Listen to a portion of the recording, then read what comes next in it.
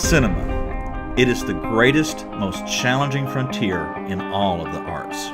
The intersection of creativity, philosophy, life, and the storytelling thereof, it presents to the filmmaker the greatest of challenges.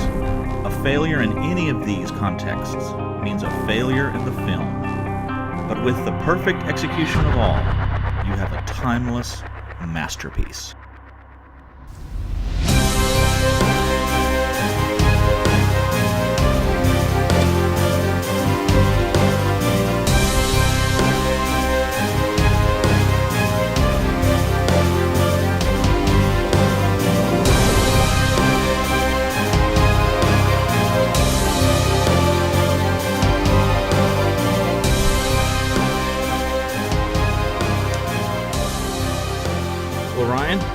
I believe it is that time again. Time for another episode of Beckner and Lipscomb at the movies. Oh, is it that time? It is that time. I believe that this is episode 17. Is that it?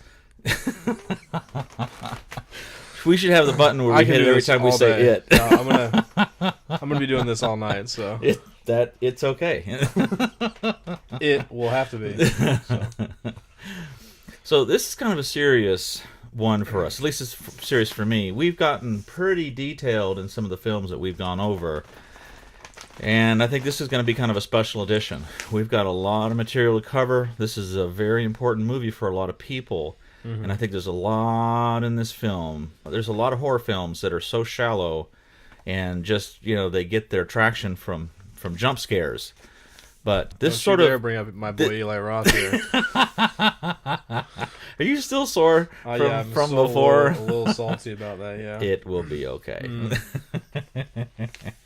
Anyway, so there's so many horror films that they get their traction from jump scares and gore, as we shall say.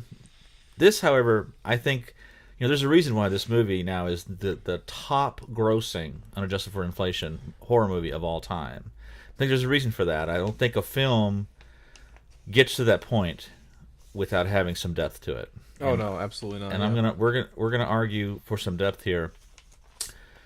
In more ways than one, me and Matthew have both taken very different approaches to the way we're going to approach this review. What I'm going to say and what he's going to say are going to differ very much so, but I think that there is a lot of depth to both the avenues that we're going to take for this. So, well, it's that time again. Time to dim the lights, fire up the camera, roll trailer. When you're a kid, you think the universe revolves around you. You think that you'll always be protected and cared for. Then, one day, you realize that's not true.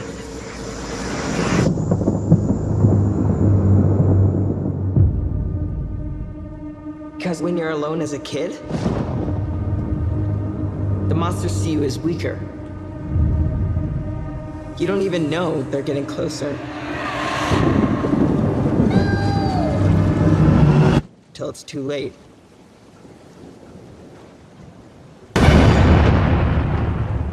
Here. Take it.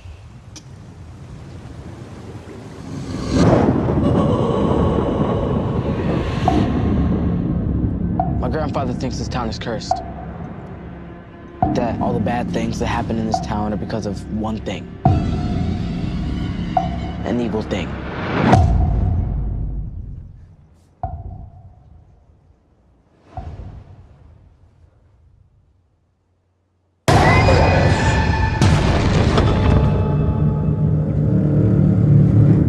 Bill, if you'll come with me, you'll float too. George. I saw something. The clown. Yeah, I saw him too.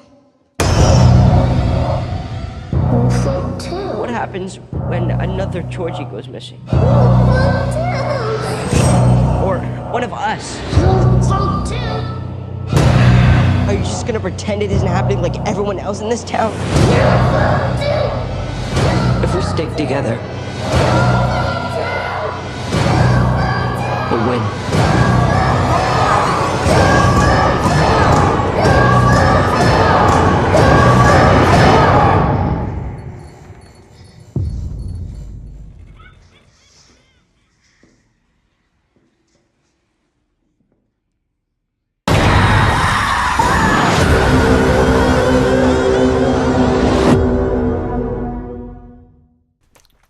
So Ryan, before we get started, let's actually. I want to share this.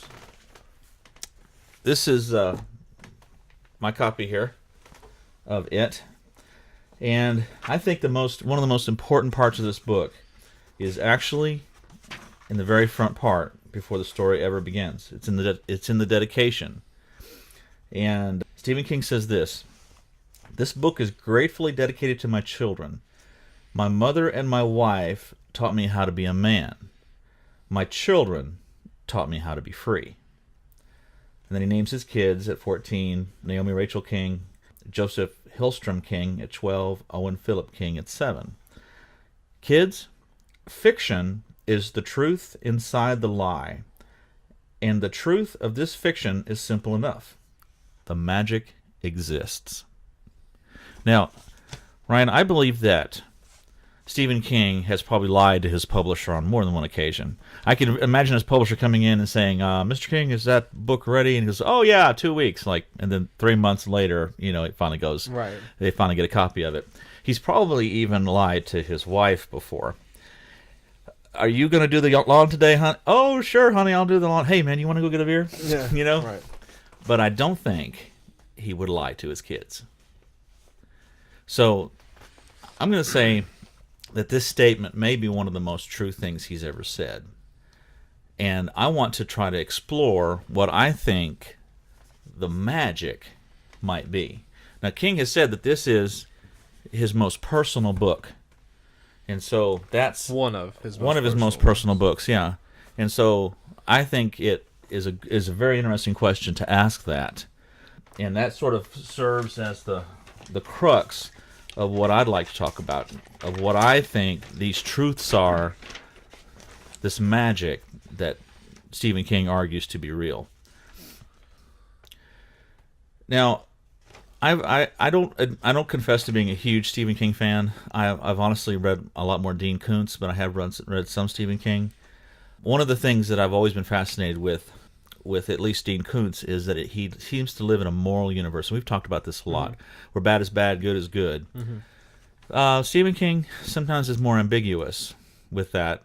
But that said, I still believe that, and I will argue, that Stephen King is moving out of what could be considered a biblical imagination. Now, it's important to say this. There's another movie that's come out recently called Mother by Darren Aronofsky. You and I have mentioned him as a director in many other reviews. Very, very gritty movies sometimes, very, very thought-provoking. His most recent offering, Mother, is actually functioning from a biblical worldview or a biblical imagination. That said, I think you could define it as not being baptized, and I say baptized to mean something that is coming from a place of authenticity. Okay, so Aronofsky uses a biblical imagination, but he himself is an atheist. In fact, I read a review of a film that a friend sent me, and the title was "Darren Aronofsky Wants You to Hate God," and goes through his review of Mother. Because in that situation, and I don't want to give too many details away from that, but that movie. If you look at the reviews, and Darren Aronofsky will tell you himself, the character who is the writer is actually God, and he refers to himself as "I am" several times through the movie. So it's encoded as that. The mother is Mother Nature. The two adults who come in are Adam and Eve, Michelle Pfeiffer and Ed Harris, followed by their two sons, one of whom kills each other, Cain and Abel. And so the whole film is principally based on that. But it's not baptized. So you're taking elements of the scripture and the biblical story, but they're kind of being twisted in a different way. Contextualized. Recontextualized. Now, that's not to say that we should have a Sunday school lesson based on a Stephen King book, all right? It's not that close to being a biblical baptized imagination, as it were. But still, I think there's some powerful truths here. And I think that's the magic of what he's speaking of. And some people may laugh at this, and they may think this is like a crazy reach to make here. Stephen King has never talked about his religious faith. If he has, it's been very fleeting and very illusory, as it were. But my understanding is that he was raised Methodist, And he very well may be a Sunday school teacher at First Methodist Church there in Bangor, Maine, or wherever he lives now, up there in that beautiful part of the country. He may sing in the choir. So, very possible. But only those people who are members of that church would know that for sure, right? Yeah. Right. And it's left up to us to wonder. And usually, sometimes when that's the fact, when they do that, that's the case. And they want you to they want it to be part of your imagination to wonder. Now we'll say this also. This is part of my argument here. If he is a lifelong Southern Baptist, lifelong Methodist, it's very possible that he has had a succession of very well-educated pastors. Mm-hmm. So, Methodist pastors are usually very educated. They're usually not extremely liberal or extremely conservative. They're somewhere in the middle there, and well-educated. If you were a pastor and you were well-educated, going through seminary, it would be impossible for you to not read and study one of the greatest theologians who's ever lived, Karl Barth. And what I'm going to argue is, that part of the demonology, or part of the essence of this creature of it, can be reflected into 3 principles of Karl Barth's demonology. And those are being in nothingness, fear, and it being a regional principality. Now, this may be a little bit of a reach, but I think it's interesting nonetheless. And I think it's these very interesting aspects of these 3 things that mirror back into Karl Barth's theology, that hint towards a very mature thinking here, disguised as a horror film. Okay, you ready for this? Let's hear it. Yeah, let's hear it then. Okay, all right. Now, the aspect of being in nothingness, and that's actually a title of a book on existentialism. The essence of it, both in this film, in the book, and in Karl Barth's theology, is that this thing or things are very, very, very far removed from what we would understand as creation. That they are so far removed that you can argue that they don't actually exist, or they don't exist as you and I do. Right. That they are a completely different part of creation. Now I'll throw this out there. Because I think this is fascinating stuff. I was sitting in a theology, well, I guess it would be a church history lecture a couple years ago at UTC, taking a class, Modern Christian Thought, and my professor, Dr. Gene Mills, made the statement. We were talking about Jonathan Edwards, and he said that Jonathan Edwards was a panentheist, and that he believed that all of reality was actually coming out of God's imagination. And when I first heard that, it sounded just like the craziest thing I'd ever heard. And the more I really thought about it, the more I read Jonathan Edwards, and the more I understood it, the more it kind of made sense. And some people, I want to be very specific here. Panentheism is not to be confused with pantheism. Pantheism is the belief that everything is God. Okay? Panentheism is the belief that while not everything is God, everything is still connected back in a way to Him. Okay? Now, some evangelicals, I'm an evangelical, some evangelicals are probably just sitting there, I don't know what that's all about. Well, if that is the case, consider this. The Scripture says, and I can pull out my King James Extended Study Bible here and do some verses if you like. Please don't. But by Him are all things held together. In Him whom we live and breathe and have our being. So really, if you think about the Scripture from an evangelical standpoint, all of reality is very, very connected in a very distinct way with God, with what I would call the creational essence, or the divine essence, to where you cannot go anywhere where you are not so far removed from God that you are not in His presence. Okay? Okay. Now, as an evangelical Christian, and biblically, there is an essence of worship, that God inhabits the presence of His worship, presence of our worship. But even still, he is still everywhere. He is still everywhere, omniscient and omnipresent. If you think from an evangelical conservative interpretation of the Scripture, so I argue that it may well be that the ultimate reality of how things are, when we die and we stand before God and we ask, so how does the universe work? That the definition of the truth will be closer to a panentheist understanding, that God is present everywhere, but perhaps he withholds himself. And there's a marvelous quote from the Prince of Preachers, Charles Spurgeon, who said that, and I'm paraphrasing here, omnipotence constrained is omnipotence surpassed.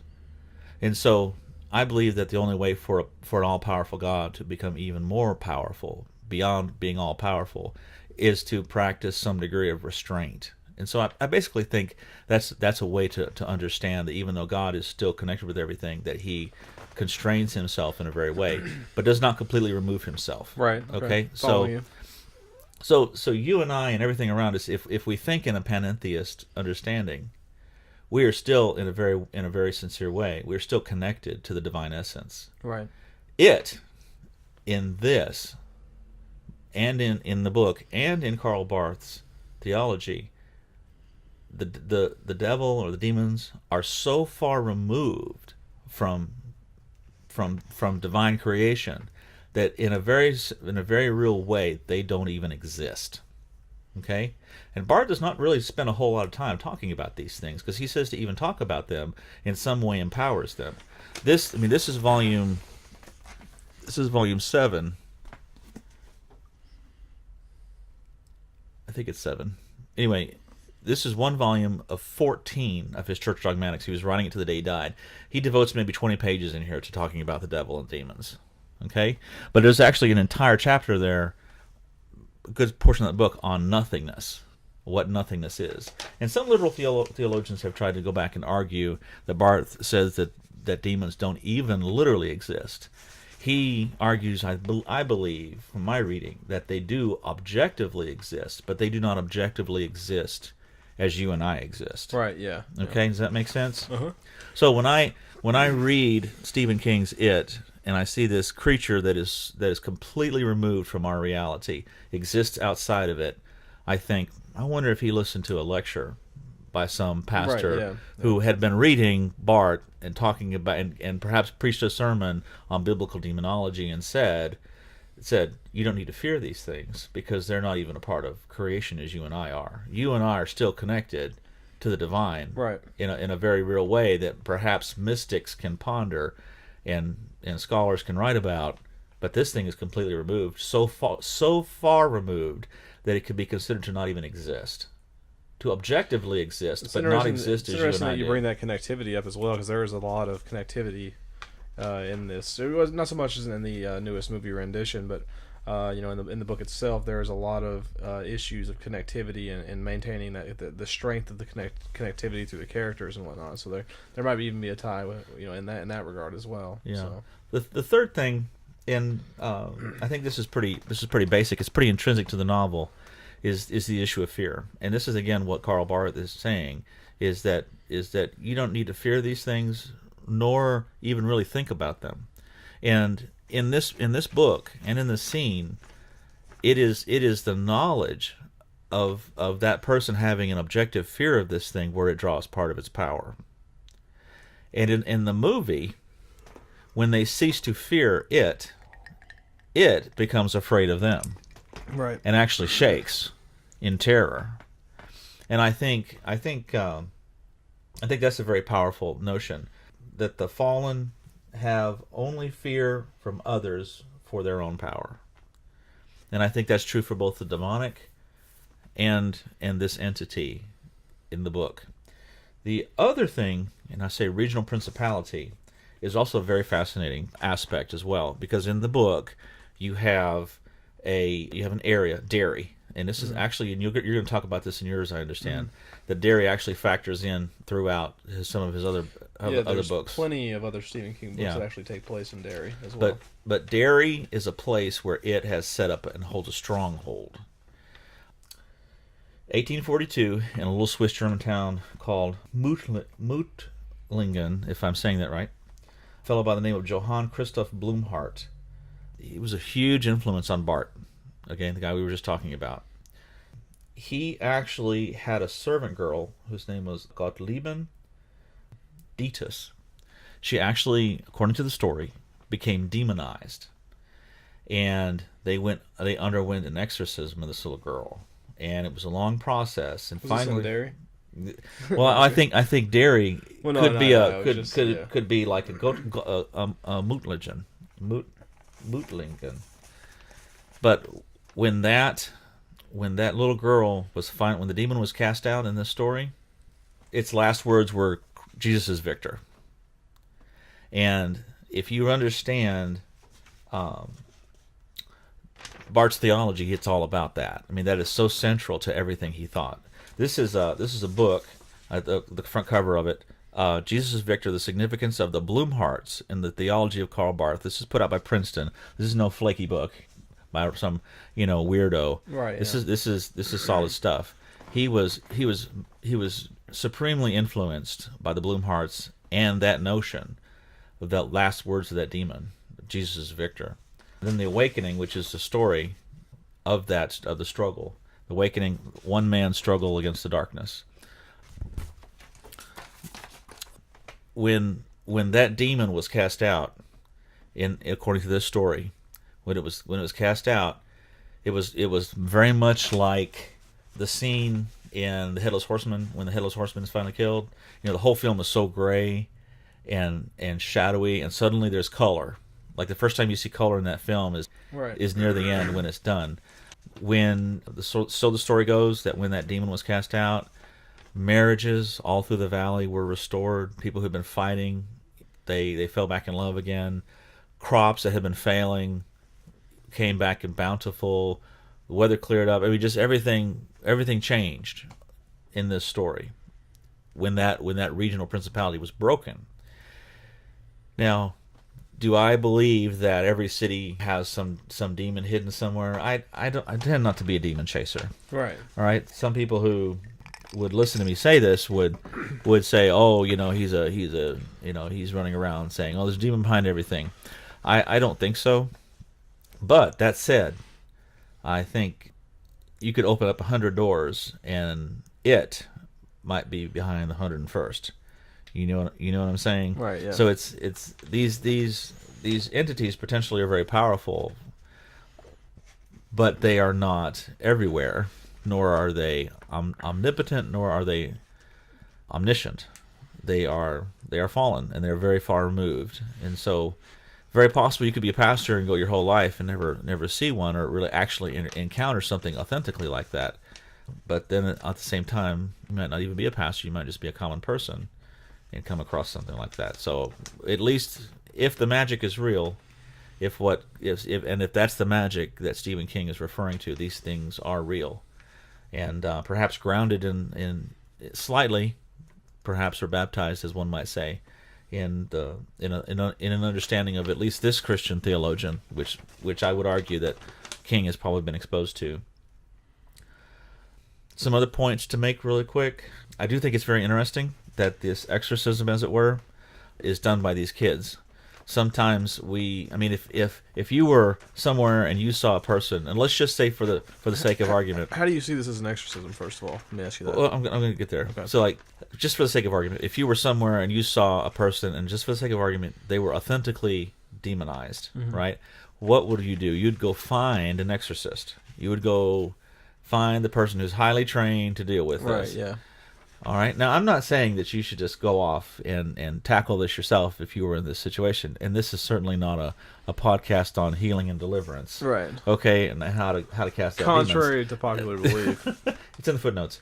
there's a link down below Well, yeah. to our personal demonologist. That said, what this is saying is that common people, because these are kids, can fight evil in this way. And so this entity which has possessed this town, they're capable of fighting against it, and there's no need for a type of elitist training to do that. Okay. One other thing, and I'm gonna say this. I'm calling this the contours of sacrificial love, because I believe that is an essence of how they fight this thing. It's not enough to say, "Oh, we're not afraid of it," nor is it enough to say, "All we need is love." There's a contour and a design to the way they come against this thing. Okay, there's a lot of theologians, and I could name some names, but I won't, that believe that we really shouldn't believe in anything. That all you need is love. That you just need to love everybody. Don't need to go to no Sunday school lesson and read about anything in the Bible. You just love. That's all we need. See, that's contour less love. I believe that love has a definition, and when I say definition, it means there's a form to it, and there's a contour, a fingerprint. And that sort of dovetails into my last point that I want to make here. And I thought there's a very interesting article. It's actually online, and it's at desiringgod.com. It's from the ministry of John Piper, and one of his people on staff argue in the film with a fellow by the name of Brian Godawa. And Brian argues that you should see it. Okay, and the other guy's arguing, saying, "I've never seen a horror film at all." It's a very interesting. I'll have a link there. It's a very interesting article. But Brian makes several really interesting points, and he says that horror sets the stage for Christian joy, and I think that's very important. I think that's part of the contour of love that I would argue for. That sometimes this comes at a price. Okay, that victory and success in life comes from engaging and doing something that's hard. Because in this movie, they don't just say love, love, love, love, love, and it doesn't disappear. They have to fight that being, and they have to be prepared. There's a situation where, at least in the film, where it attacks one of the kids, and they literally go towards it and fight it off and pull it away. And that little kid is like, "You forgot about me. You didn't love me. I wasn't part of the group." And they're like, "No, that wasn't the case. And they actually kidnaps her, and they actually they risk potential death to go in there, and they don't just they don't all hold hands, start sprouting rainbows and saying kumbaya. We must have watched a different movie. They're risking death yeah. to fight this thing. And that's part of what I believe real love looks like. You've got to believe in the power and the sacrifice.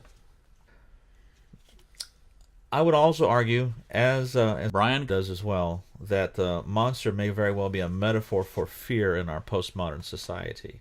You've heard a lot about kids needing safe spaces on campus, and we have a lot of people who argue for a kind of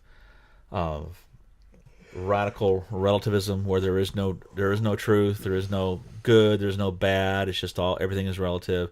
Terrorists are freedom fighters. Hitler was just a politician.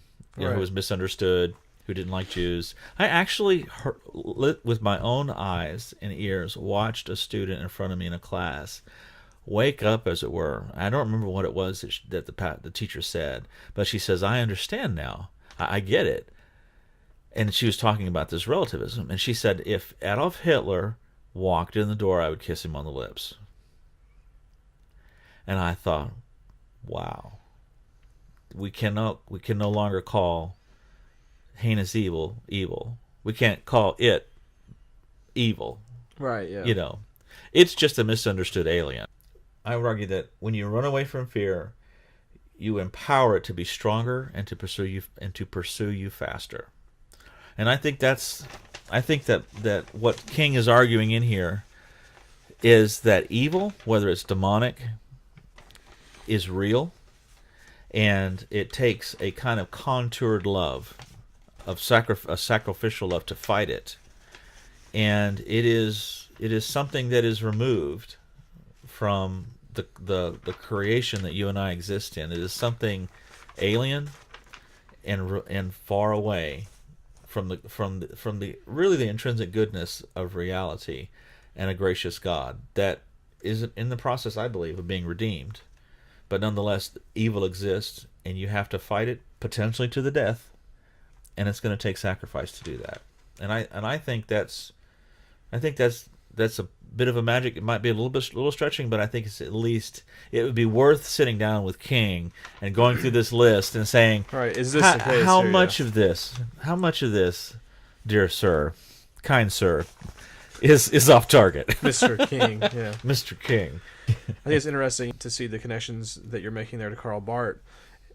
In the book, literally, as soon as, or the film, however you want to, they didn't, move too far from this aspect from the book, but the kids, once they get to that point where they have that understanding that they need to not let themselves be overcome by immense fear of this thing, then it seems to, it dissipates, it calms down. There's some direct linearities there between what you're saying and, what goes on in the book or the film.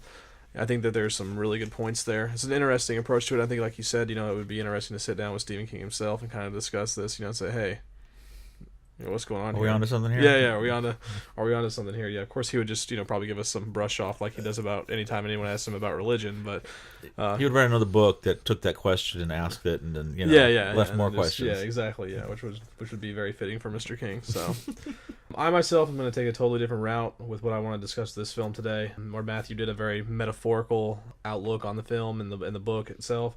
I want to discuss this new edition we have.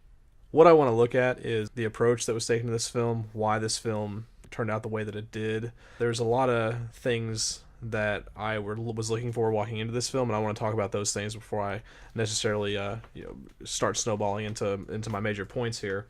One of the things I want to say too is you at home reviewing this probably have noticed this before, and I actually have probably heard me and Matthew discuss this in our other reviews whenever we talk about our notoriously famous director M. Night Shyamalan. Stephen King's films seem to have a running theme with his films in the sense that they are either mega blockbusters or they are total garbage. Right. We have The Shining, Green Mile, Shawshank Redemption, Pet Sematary, The Mist, Carrie, which are all massively classic films in their own right. What do you think about Night Flyer? Total garbage. I mean, it wasn't my thing. And that's what I was trying to say. We have Salem's Lot. Well, Salem's Lot was. You could argue to me. I think the Cat's Eye was bad myself. I think that there are a few gray area films that they've made out of his books, but I think for the most part it's either extremely good or extremely in my opinion. Thinner was a terrible movie.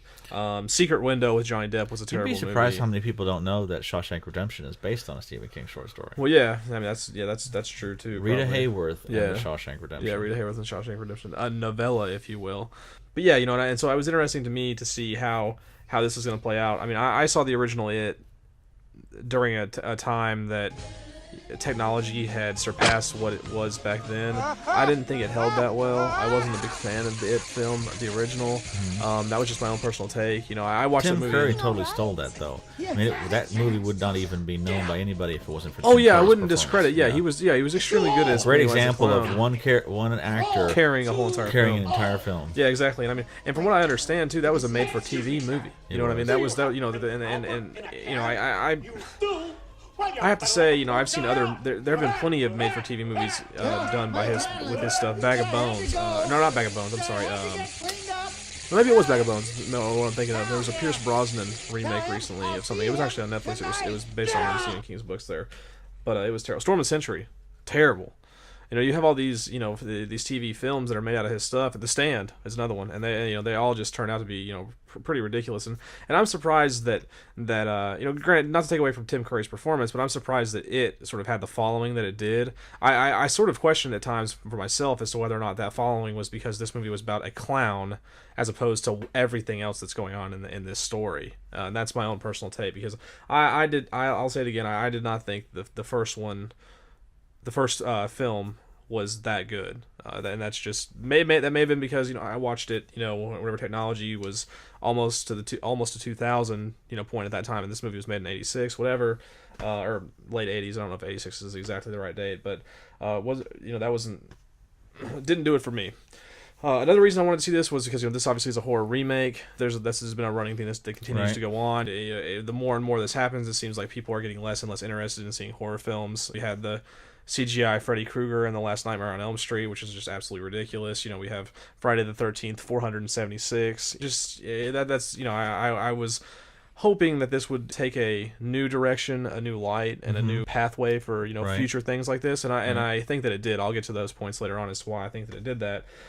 And of course, the biggest thing I wanted to see was, how is it going to compare to the book? It's going to be a question that a lot of people going into this, especially the older fans, I think, they're going to be seeing, like, what is this? How is this going to relate to the book? It is a classic book. It's one of Stephen King's most notable books, I think, and how it was going to relate to that. If they were going to include certain things, if they weren't going to include certain things, there's a lot of touchy things in it that could be.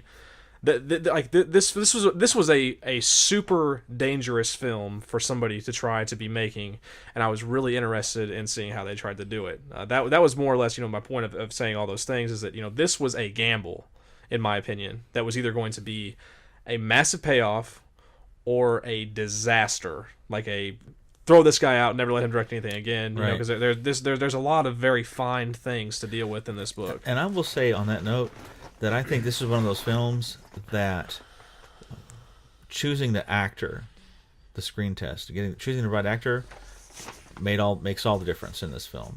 I think each of those characters that are in this film, I think is an existential embodiment of each character is so representational of each character, and I think that they're so well cast. The casting, is spot on, especially in this one. Yeah, then the new. Are you talking about specifically in the new film here? Yeah, yes, very much so. I have to completely agree with that. I was glad to see the young man from Stranger Things make an appearance in this, because they're obviously doing great things over there in those studios. But yeah, I think everybody played their role. I mean, it's very fitting to a T. I mean, this was what I'm going to come around to this point again later on. But what I really liked about this is that this film had a feel. For a remake, especially, right. This was not hey, this was a great idea back in the 80s. Let's bring it back to life and just do whatever the hell we want with it. This was this is what we're gonna do. This is how I want to do it, and this is we're sticking to this, and we're gonna make it like this. And it was very meticulous. It was very planned. It was very precise, and you can tell. With this compared to other remakes that we've had, in the last the screen 15 chemistry years. is there, like in Goonies. I mean, you can forget what the whole movie is about, but as time goes by, you still remember those kids. Right? Yeah, and it was This had a very I mean, one thing Matthew said too is this movie was a horror story and things like that, but it had a bit of a coming of age feel to it as well. Yes. Which I think will be brought around very full circle in the later edition that they're going to make. Yeah. Let me get back to my points here.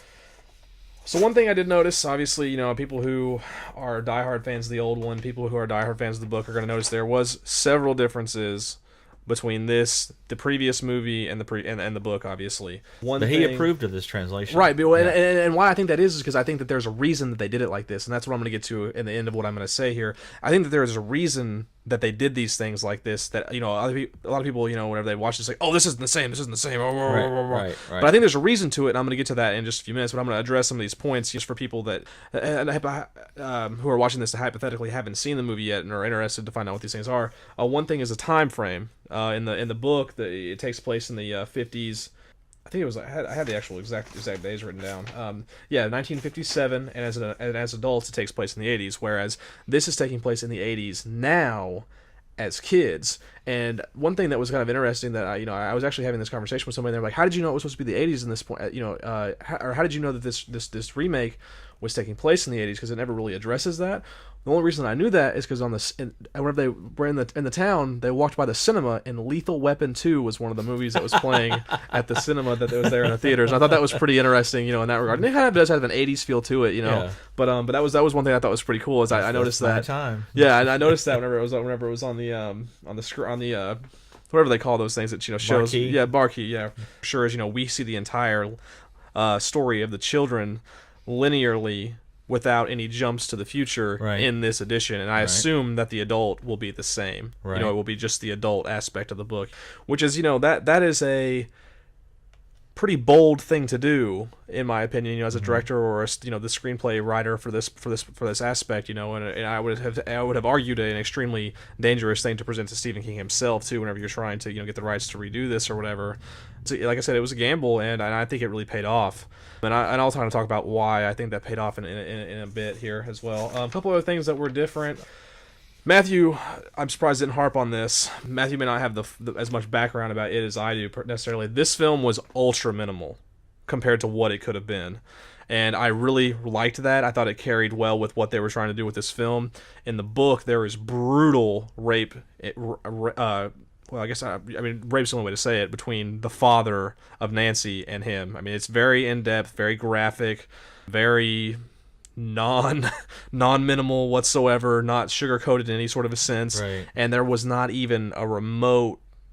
There was physical contact, but I mean, it was very subtle. She fights him off, and then there's that. You have the implications of Right. that, happening at home or what have Right. you.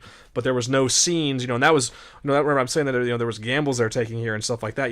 To include something like that would have been, a child rape scene would have been pretty bold. You know what I mean? Well, in a book, you have more leeway to have more complexity. Right, yeah, Whereas in a movie, that's got to take place within an hour and 20, Right. 120 minutes, and so you have to have taken into consideration people like me who may not have taken their ADD medication for the moment. Right, yeah. And so after like 30 minutes, you got to have like A, B, C, and D.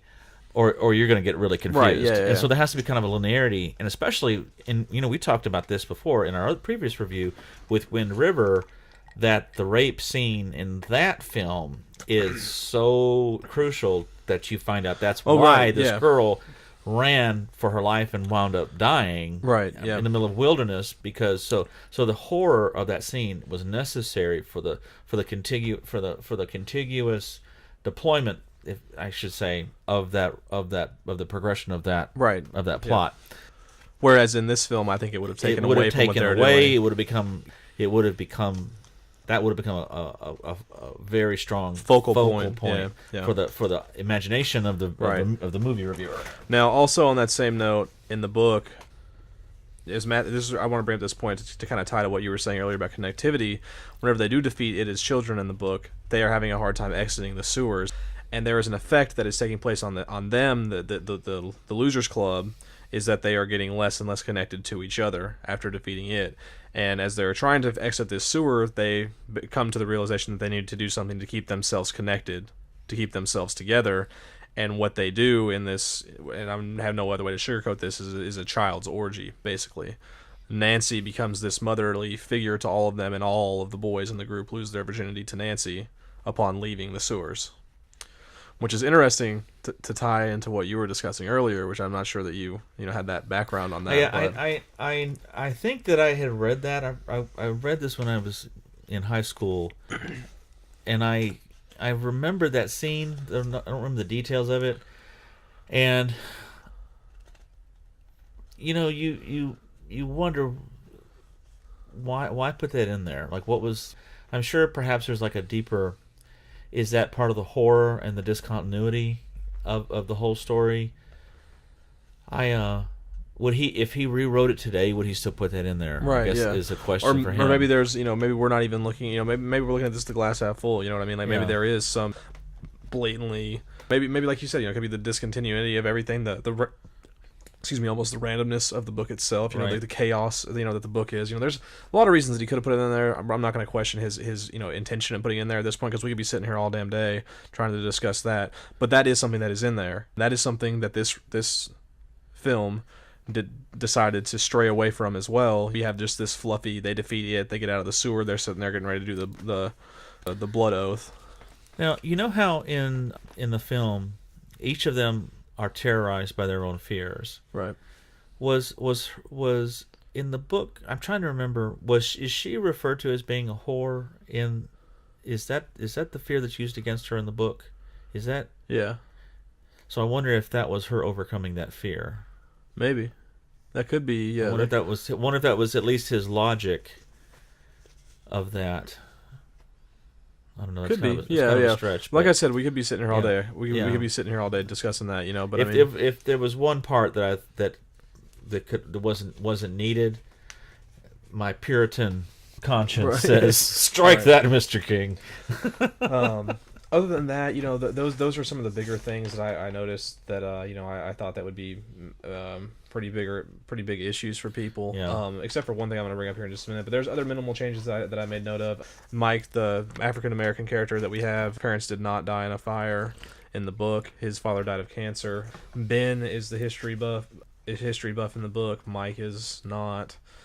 And I think one of the thing that I'm trying to remember everything that. Oh yeah, one other thing I did notice too was Bill cuts the palms of the Losers Club in the film, and that's different in the book. And then Georgie's body was another big thing in the book and the original movie.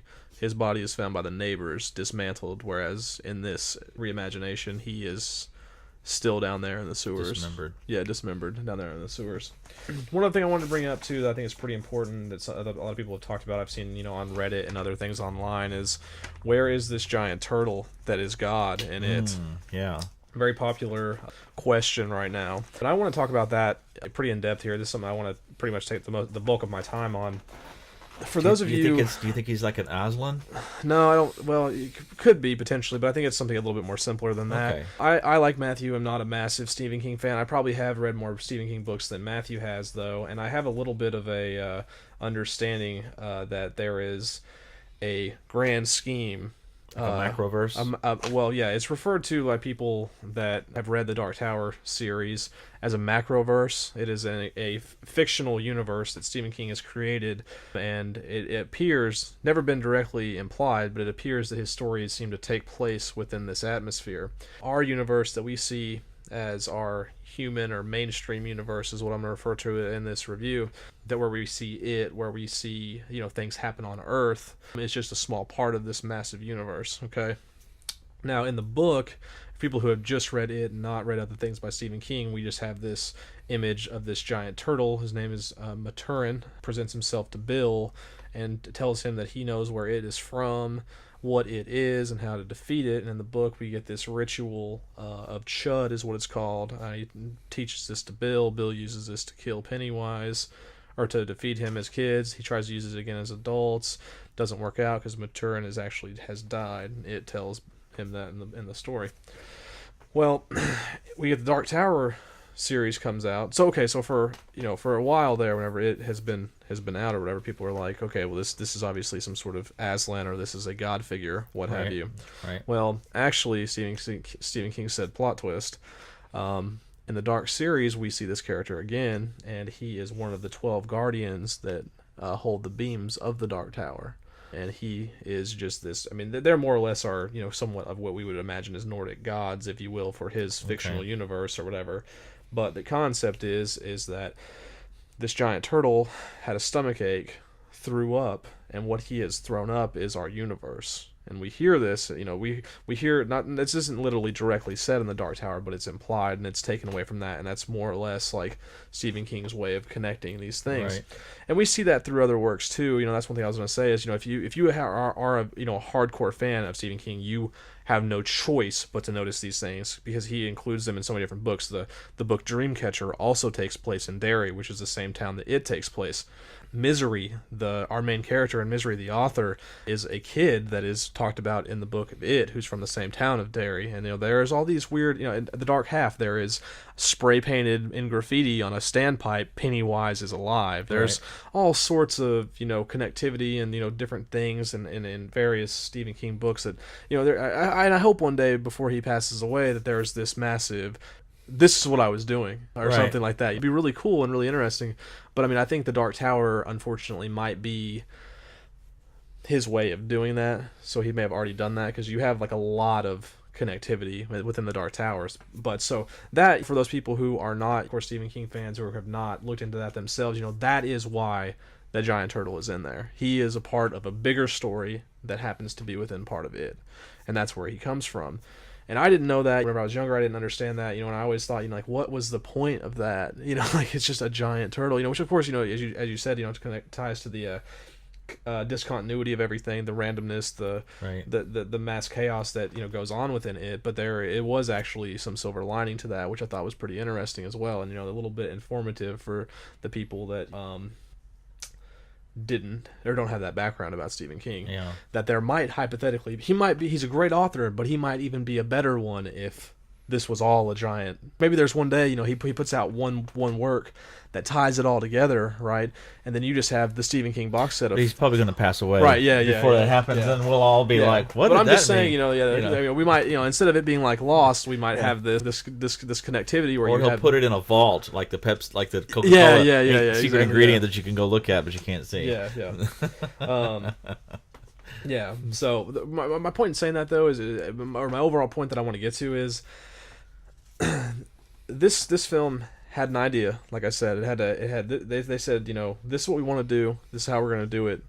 And these are the changes we're going to make this happen. Yeah. And I think that taking out these things and adding these little changes and and other ones that I don't talk about here to this film is what made it so capable of being such a strong standalone film. Yeah. Especially in our modern cinema era where we've got the Avengers, the Justice League, everything's connecting to each other, massively and more massively and all this stuff. And I would hated to have seen someone try to initiate that with what Stephen King has going on. Imagine, you do include the turtle, it raises questions, people get familiar with that, there's a bigger universe here, should we expect more? So now you have people remaking other things or making movies out of other books, and creates this mass. And I mean, and for the depth that Stephen King encompasses, he's written so many books, so to have tried to include that, I think, comes with so much more baggage that would have been an overwhelming amount of load to kind of carry, especially if the film didn't have the success that it had. And I think they did that way so that it could be such a strong standalone film. Yeah. Me and Matthew talked about it in our split review. We have M. Night Shyamalan, who potentially could be dabbling into a superhero universe of his own. I mean, what's to say, based on all this macroverse that Stephen King has, somebody didn't try to do the same, or was trying to do the same. Of course, I might eat these words. The Dark Tower just came out. You have all these. They could be doing this, and I mean, of course, if that happened, this would be a terrible. This would be a terrible film for that lineage, because it is such a strong standalone film, and they didn't really connect it to anything else in this film. Of course, I'm not a director in Hollywood. I don't, but I would hope that this, stays this way. This would be a standalone, and they leave it like that because it's so strong like that. It should be, and I hope that they do. I'm going to really infuriate some of my friends when I say this, but I was watching some YouTube video, and I don't remember if it was the Marvel Universe or which one, but it was like it supposedly wove all of the different movies, right? That's what I'm saying. Yeah. And I'm like, it was like 16 minutes long, and it was literally like, and that means this and that and that and this and this and that and that movie and this movie, and I was like, I hadn't seen any of these films. Yeah. Sort of on purpose. I mean, they're just not a big comic book guy. Yeah, and I mean, I had a hard enough time with Harry I, Potter. You know what I mean? Like, I know that's, I don't mean to like belittle that at all, because that's a great series within itself. But I mean, like, like I had you got 8 movies you're talking about. You got things you got to remember. It's like that. And I've recently thought about actually going back and watching all those through. Yeah, and just because it is an interesting. To talk about it, because you have the narrative arc of each story, and then you have the big one, that of all the things that come out, and that's very hard to do with excellence, and it takes some effort and design, and you really have to know where you're going. We talked about this before with Breaking Bad, the writers of that Netflix, they knew where they were going before they shot the first episode, and it wasn't just like. It wasn't are we gonna get renewed next season? Right. Yeah. We have all these open-ended things which we might discuss or might go over or do whatever with. So there's a certain beauty, like a symmetry to that, and I don't know if they could do that with this. Well, yeah, that's what I'm saying. And that is if they had not handled this film the way that they did and made the changes that they did, then this film would be left for those possibilities. The doorway would be open. But I think that what they're trying to do here is make this a solid rendition, remake, whatever you want to call it, and leave it at that. Right. And I think to do that, you have to be able to do that effectively, you have to take out those things. Yeah. And that's what I was saying. Like, I don't think this film is as strong as it is for the design that it is with those things still in here. It would leave too many questions and too many plot holes. Right. I agree with you. And the beauty is that they were able to focus their energies in terms of creativity on making other layers that were self-contained in the film. Like, this is supposed to be a horror film. Right. But I'll be honest with you, I think the only part that's really truly frightening is when Georgie is killed, when all the teeth come out and it sinks into his shoulder, and you see that. I think, and he's screaming. I think that's the scariest, most frightening part of the entire film. I would agree with that as well. After that point, Pennywise is what he is. He's creepy, and when he opens his mouth and it's all fangs. At that point, that's more like a body horror, right? Like in the movie Event Horizon, when he sees his wife in a dream, I think, and it's actually the demon. Her eyes are just like black holes. Right. Yeah. And that's body horror. You're like, that shouldn't be there. And that's a whole frightening aspect of itself. Right, yeah. So that said, it's not really that scary. Now, maybe if you have just deep, visceral fear of clowns, then you might spend the whole time. I'm not really afraid of heights, but when I watch movies like Vertical Limit, they stress me out. I mean, my sweat will be dripping from my palms. So I'm sure that some people would watch this film and maybe their palms would be dripping wet with sweat because they're afraid of clowns. That said, it's not really a horror film. It's not really a horror film. I'm going to argue one thing against you in that regard, right? I think that there's something there. This isn't brought up in a lot of films, and this film happens to be something that, or a film that it's not the major metaphor of horror, but it talks about it. And I think a lot of movies, one of my favorite, more recent movies, Oculus, touches on this ideology. There's another great movie. This is going to sound like I'm trolling, but it's not, called Shrooms, that uses this sort of same ideology of horror. Is the perception of what you can't, or whenever you're in a state of where you cannot tell what is real and what is not, I think is it also a type of horror that is very present in this film. Right. If you are feared of Pennywise, then obviously it becomes more real or whatever. But he's more power over you. Yeah, he's creating these things around you, and you're dealing with these hallucinations, and what have you. And I think that within itself is a thing that needs to be addressed for this movie, other than the fact that it's just about a clown and having a fear of clowns. Adults couldn't see the blood. Yeah, it's like that within itself is horror to me, because imagine yourself in a scenario where it's high pressure, it's high stress, and you can't trust what around you is going on to be real. Right. I think that is a truly realistic and horrifying thing. That is one of the scariest things that I can even imagine in my mind, and maybe that's why I have such a strong. So that aspect of the film was much more frightening. Yeah, to me than the clown itself. Yeah. It's the fact that he's manipulating reality to where you don't know what you're dealing again, with. That's an example of this multi-layered. Right. Yeah. They're No. able Absolutely. To focus Yeah. on. Yeah. And that's different perspective too. You know what I'm saying? Like your average person is going to walk in the film and look at it that way. You know what I mean? And like how every kid he played upon their unique fear. Yeah. Exactly. She's afraid of becoming a woman and being. She's afraid of menstruation. You see where she's just looking at all the tampons. She, just like oh my God, exactly. This is real. Yeah, and that to me is what it has always been, or that's the that is the form that it has chosen. It's just a ball of energy. That is just the form that it's chosen to present itself as. So for you, it would be a shark, right? Right, it would be just a massive shark with machine guns. But yeah, and like that's what I'm saying. Is like that is the fact that it can alter your perception. Affect you in that way is what makes it horror to me. Every kid had, like you said, every kid had their own thing that they were scared of, and the fact that it could bring out exactly what you needed to see to give you that fear instilled in you to fear it. Right. That to me is what the horror is. And not the clown, which is like your average everyday. Right. But back to what we were talking about there. I think the reason that I want to go back to the whole, this is why they did this, or this is why they, how they did this, and why they did it this way. Something that I remember I took a step back and looked at this, whenever I was thinking about this review and stuff like that. It's interesting too, for these.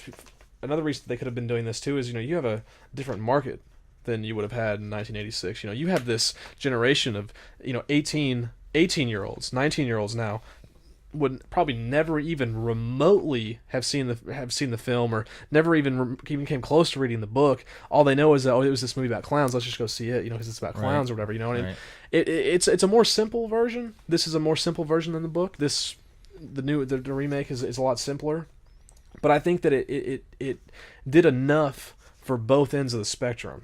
And that was another thing that I thought was really interesting whenever I took a step back and looked at it from that perspective.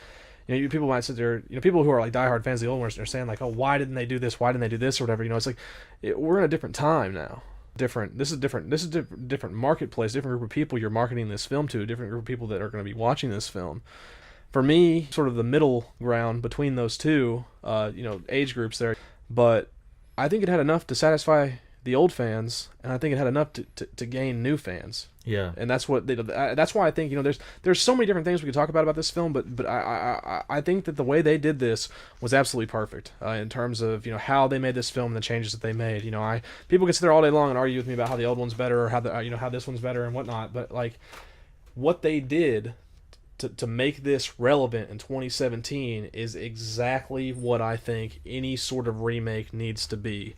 There needs to be things taken out, things added that do not take away from the overall scheme, but give it its own unique feel. Right. Not just some bring this back up because it made $20 million in 1980. Let's just bring this idea back up and just make whatever the hell we want. Right. It needs to have a concrete plan, it needs to be constructed, it needs to be presented, it needs to be applied, and it needs to be marketed.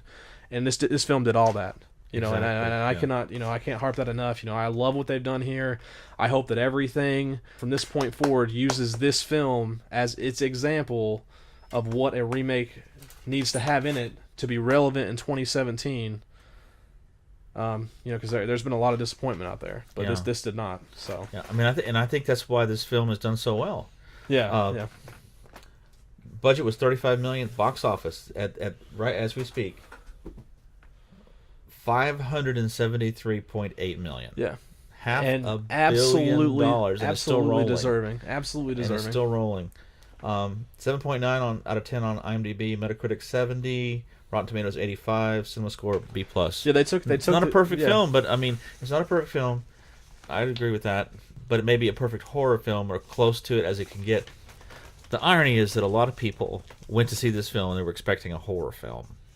And they really saw a coming-of-age film. Right, yeah. They saw a film about dealing with your fears and overcoming them and not running from them anymore. And the empowerment that you experience and how that makes you an adult. And I think that is the beauty of this film, if you can argue that it's beautiful, is that and I believe that's why budget of $35 million, box office 573.8. Yeah, that's what I was saying. It's the same. You're indirectly arguing the same thing I am. They made the necessary changes to make this what it needed to be. This will be a film that goes down, in my opinion, that's talked about of this. I've been waiting for another The Descent. I've been waiting for another film, of that time frame. 28 Days Later, or Jeepers Creepers, that are those kind of standout films of that time frame. I've had a hard time since about 2010 with really, claiming anything that's been, monumental. I mean, people are going to sit there and say, oh, The Conjuring would be up. No. Annabelle, no. To me, those are, just higher budget films with the same story as other things. This was original. This was fresh. This was, I mean, everything that I wanted it to be, everything that I've been looking for in the horror genre in terms of, the remake aspect and whatnot. You can't harp it enough. Very well done. Very happy with it. Can't imagine it being any better than what it was, and looking forward to seeing what the adult side has to say. With it. They are up for a challenge. I mean, it's going to be an interesting. I think they're going to nail it though. They stuck this, man. They stuck this landing on this one. Delivered perfectly, and I would hate for this for the later part to not live up to the hype, but I think that they What do you think they'll do for the redhead? I don't know, man. It's going to be tough. There's a lot of people that it could be. There's a girl that from Eden Lake. I can't remember her name. She would be super good for that role. She even looks a lot like the girl as a kid. But anyway, we're getting a little off kilter here. Anything else you want to? Well, pace was good. Flawless, yeah. Linearity worked really well with what they were trying to do. Dialogue quality was excellent. Oh, excellent, absolutely incredible. Yeah. The kid from Stranger Things, man. Some of those one-offers that he was knocking out. Like, is this something only virgins can see? And some of that I was just roaring. Yeah. I was roaring when they said that. Can't believe I drew the shortest straw. Lucky we weren't measuring dick sizes. Like, that stuff was just, man, absolutely brilliant. Visual quality, I think it's there. It's got a good ambience to it. Yeah, it had a Stranger Things feel, I thought, Yeah. interestingly enough. But yeah, I mean, yeah, very good ambience. Couple scenes could have been a little bit better, I think. Might have been whenever they first walked into the Pennywise's lair, or wherever Nancy wakes up in there and he's doing that dance and that thing opens up. That was a little silly to me. But for the most part, though, very good, very good. Overall view and whatnot. You know, I wasn't unhappy with it. Just a few scenes that could have been done a little bit better, in my opinion. Yeah. Uniqueness. It's a different film. It's a different film. Yeah, I mean, like I said, you know, I don't want to go into the same points again, but you know, it's a original concept, and this is somebody else's. Like, this is like taking a song or like somebody else's work and then remixing it and making it into your own thing effectively, which I think is quite hard. But they've done it. You know, they've done it here. You know, this is its own. It takes its own identity. It's Stephen King's but it's with someone else's imprints on it and whatnot. And the fifth qualifier that we try to go through on each of these films would be acting skill. I think the actors were all really good. Yeah, they were all pretty good. Yeah. I thought the young African American actor that was playing the character of Mike, though, was pretty dull. I'm not as familiar with that character enough, but he seemed very like no emotion, just kind of like whatever about everything. Right. Okay. He showed some good emotion in the scene where he saw the people burning behind the butcher shop, but other than that, though, he was just sort of like, I mean, not as involved as the rest of the characters. So right. All right. So, in just wrapping it up, I think it is kind of a Rorschach test. I think you could see a lot of things. You could see a horror film. You could see a coming of age story. You can actually, sort of as I did, you could see like a little bit of theology maybe there. Yeah. Like a deeper understanding of, perhaps you could argue, perhaps like in some way, maybe, just maybe, take out the sex scene. A little bit of a baptized biblical imagination. And most of all, you can see a magic that comes if you really choose to face your fears. And that many of the greatest monsters in our world do come from our own fears.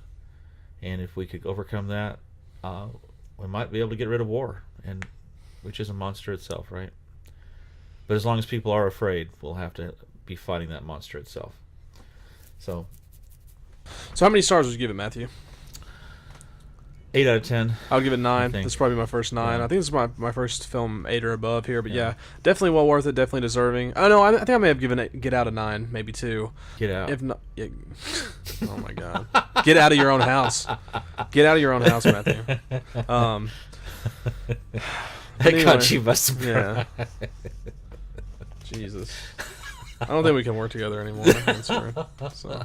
All right, yeah. So really solid film. Highly recommend. Definitely go see it. Definitely let us know what you thought about this review. If there's anything that we talked about that sparked your interest, Matthew's gonna put some links to some of the books that he referenced earlier below the video.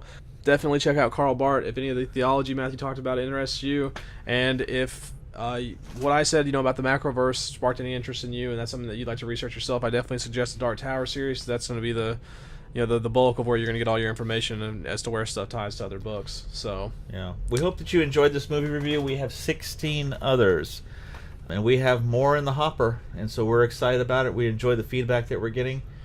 We have a lot of stuff on social media. We have Instagram, Twitter, Facebook, and the website that you can check out and connect with us with. We hope that you'll continue watching, and we're having a lot of fun doing this and improving our technical quality, just little increments each time, getting a little bit better.